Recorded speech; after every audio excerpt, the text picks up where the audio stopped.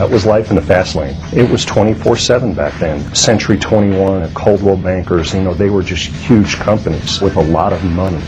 They outspent other people. And Remax, we didn't have the money, and what we did is we outworked them. You worked hard, you came in early. If you were there at 6:30 in the morning, you were the last one there. You worked late. We had the last light out. We knew our competitors were at home, and that's when we knew we could make hay, and we always did. It was because you loved doing it. We had something that we wanted to prove. We had such a monumental dream that we were going to revolutionize the industry, and we would do anything we had to do. One morning, I got into the office at about 6 in the morning, and there was Dave Lineker on his hands and knees on the floor, and he was licking, stapling, folding, and mutilating mail-outs that had to go out that day. And he had been up the entire night. If the phone rang 3 times, somebody better be able to explain why. Because if they took the time to dial us, then we take the time to answer them and take care of their situation as fast as possible. We were under everybody's radar screen. The competitive landscape was very much against us. A big part of what we had to do was educate the industry about our concept. Our competitive advantage was the 100% commission concept. People frankly laughed at us. What Dave and Gail did is they said, why shouldn't the sales associates operate just like a clinic of doctors, where they all have their own customers, patients if you will, and they can service their customers as best they possibly can, and then they share in the expenses of the operation, but they're good enough so that they could be on their own if they wanted to. We probably had 1,000 people in our system in 1979. We tended to attract people who were rebellious, people who were younger because we were in our 20s, and people who were willing to take a chance on a dream. We outthink them, we outwork them, and as a result, they'll never catch us. One of our strengths is that we've been able to respond to the great ideas from the field rather than just saying this is the way it's always done. Bill Eccles, who's still on our staff today, he and his partner wanted to have a balloon in the Albuquerque Balloon Fiesta. And we said, well, go ahead. We found out that the balloon, and we actually got to see it, was on the Dinah Shore show. Nobody had really told us that it was actually on TV. We just happened to see it. And we thought, what a wonderful idea. We had a little bit of outside input from people, and they said, you know, you ought to take that, you ought to put it on your signs, you ought to put it on your stationery, you ought to be on your cards. And that's where it came from. And of course, in the early days, people were saying, you know, what does it have to do with real estate? Well, it's above the crowd, and that's the type of people that are affiliated with the Remax organization. Whether it's at our headquarters staff, at the brokerage level, at our agent level, they're all the cream of the crop.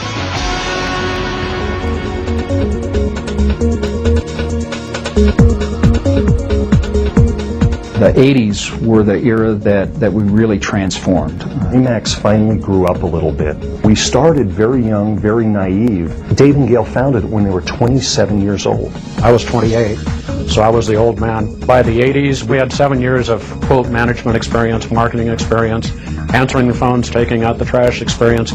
We knew what it took to satisfy sales associates. We were not in the real estate business, we were in the real estate sales associate business, and that our job was to make their job as easy as possible. We grew as managers. In the early 80s, we had a tremendous recession. We had mortgage rates that were off the roof, and we were very tested by that. The agents weren't selling houses, so they weren't paying the brokers, and the brokers weren't paying us. And so we were living hand to mouth. It was very, very difficult. By that time, we had our Canadian regional directors come on board. Well, their economy in Canada was booming at the time. We sold our Canadian regions to Frank Polsler and Walter Snyder. Those guys are the ones that really saved our company. And it was their franchise sales that kept our doors open. The thing that carried us through is the thing that's always carried us through, and it's focus. That's the survival instinct of Remax and Dave and Gail and Fish and Jess. In the early 80s, we had one of our family that was injured. It was when Gail Lineker got hurt in an airplane crash. She was in a coma for some 10 days. And then she came out of it, and the doctors weren't very hopeful. Well, throughout all that time that she was in the coma, Dave had been by her bedside. And he'd play her motivational tapes, and he'd talk to her constantly, and we'd all go talk to her. When she finally went into the rehabilitation center after she got out of the coma, they said that her hopes of ever walking were not very good. And she looked at the doctor and she said, I will walk out of here. She wouldn't let it take her down.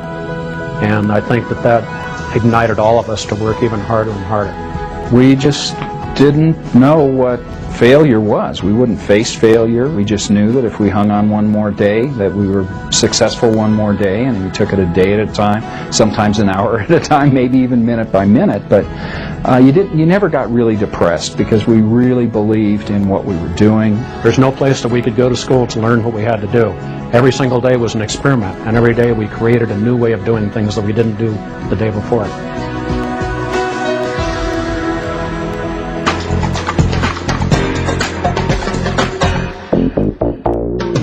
By the time we got into the 90s, we had a very committed group of broker owners and regional directors and regional owners that were willing to take it further. Everything hit on all cylinders. Our growth per year started to do 3,000 and 4,000 and 5,000 agents per year. And so what we realized is we had to position ourselves to be ready because we knew that we were going to hit 50, 80, maybe even 100,000 agents. We have a tremendous advantage because we can turn on a dime. We don't have red tape.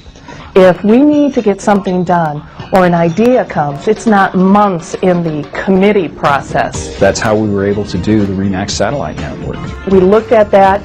Dave decided that, you know what, we need to do this. And it was a matter of months from the time the idea came to the time that we were on the air and signing up offices. And ended up being the hallmark of that industry. We decided it's going to be done, and it's done right away. Another big boom for us was the racing. Not very many people can say that their chairman of the board is also an actual NASCAR driver. We can truly say that. We were in the ARCA series, the Challenge series. We did the long drive. And then we decided that we also needed to, you know what, give back to the communities. We had always been involved in the community, but not really on a national basis. We were involved with Children's Miracle Network.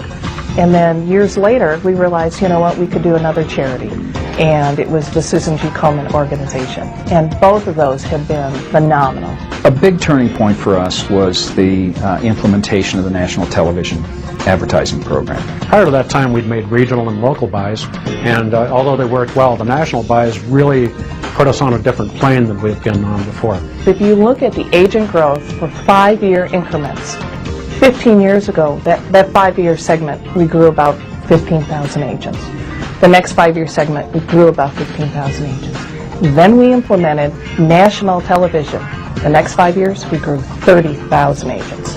It was 1997 was the first year that we participated in over 1 million transaction size. 1 million transaction size, that was, no one's ever done that before. And it was a huge, huge achievement for us. And pretty much right after that, the floodgates continued to open. No one could compete with that. What it means, though, is that we have had hundreds of thousands of signs in the ground. We've had millions of ads in the local newspapers. We've had a lot of TV ads. And when you get to that critical size, it becomes very difficult for our competitors to compete against us. Every day, every year, it's what can we do better? How can we get our name out there? And we're still looking at it as if we're new in the business, and how do we get out there and grow? The reason I think we have made giant strides is none of us have forgotten who we are and where we came from. All the core people from the corporation here came from basically nothing. All we had were one another. Nobody came from any money. Everybody made everything that they have. There are no great educations involved. The education was on the street. And so we developed our own family, our very extended family now.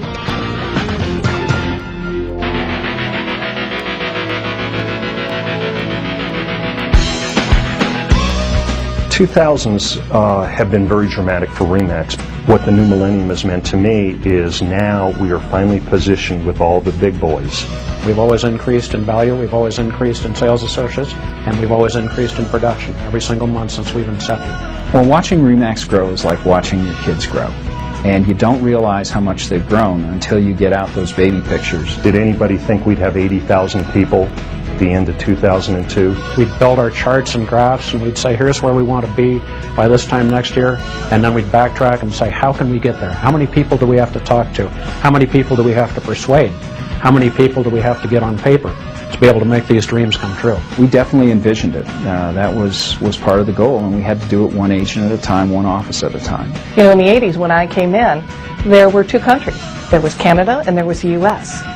And throughout the 90s, we kept continuing to add Europe and Mexico and the Caribbean and so on to where we are now. We're the #1 broker in Israel. We're the #1 broker in Spain. #1 in South Africa. But you're going to hear the days in the near future where we're #1 in 6, 7, 8, 10 countries. We have horizons that we've not even seen yet. We can't see what's over the next hill. And that's the way we've always done. We've always looked toward the next hill and said, what does it take to get us over there? And once we get over there, we're moving on to greener pastures. Everybody that works here wants to see everybody else succeed. We realize that collectively we can help each other more. Remax is more than just a business. Remax is a heart, and Remax is a family. And I think we are as successful as we are because, one, it comes from the top. It's the honesty. It's the hard work. It's, hey guys, we do the right thing here. And that's what we teach our broker owners, we teach our salespeople, and our employees. That is what Dave and Gail and Fish and Jess, that's what they believed in. You know, you're personally proud of your part, but you're even more proud of everybody else. It's when I see a Remax pin on somebody and a logo in a supermarket or whatever, they're part of my family. It's the people, it's the values, it's the integrity, it's where we've been, it's how we started, and it's where we're going to go.